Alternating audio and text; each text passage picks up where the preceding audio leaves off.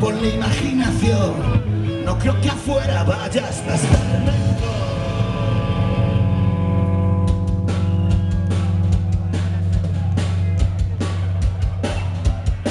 No tienes prisa, no ha salido el sol, no toca risa y ha acabado el sermón. Y aparte no pierdo el tiempo, tampoco creo en Dios.